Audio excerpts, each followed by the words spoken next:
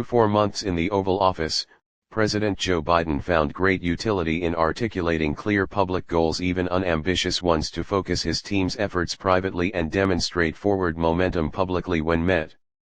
But the timelines he set for key legislative initiatives pose an immediate test as his presidency enters a new phase, moving from the crisis atmosphere he inherited to setting his own course. The marker Biden set to pass a major police reform bill couldn't have been clearer. He urged lawmakers directly in his address to Congress last month to get it done next month, by the first anniversary of George Floyd's death. But as it became clear that no bill would arrive by Tuesday, White House officials spent last week wrestling with how Biden could mark the moment, instead.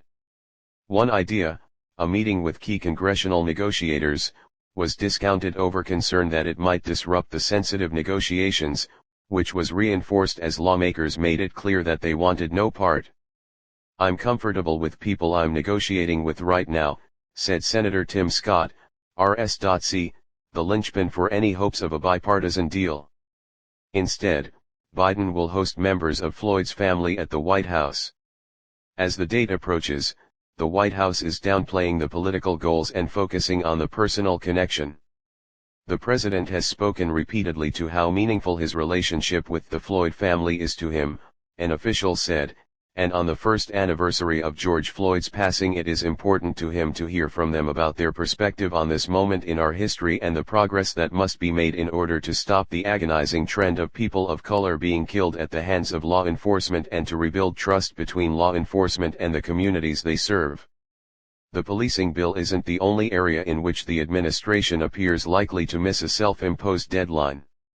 The White House had set a more vague goal of progress on Biden's $2.25 trillion jobs bill by Memorial Day.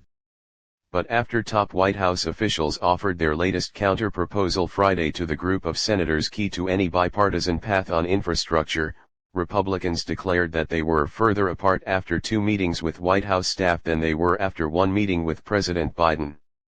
As the legislative deadlines have neared, officials have begun quietly dismissing them.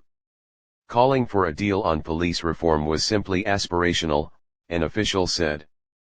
The definition of what progress looks like on an infrastructure deal, meanwhile, remains ill-defined. In terms of where we will be right before or around Memorial Day, our hope is that we will have a better sense on the path forward and what the opportunity is looking ahead, White House Press Secretary Jen Psaki said last week, saying the 2 or so weeks leading up to it are a lifetime in legislating. There has been a full court press to bridge the gap between Biden's more than $2 trillion jobs bill and its broad definition of infrastructure and the scaled-back proposal from Republicans. Senior members of the cabinet and top advisors have been working directly with the group of GOP senators, led by Shelley Moore Capito of West Virginia.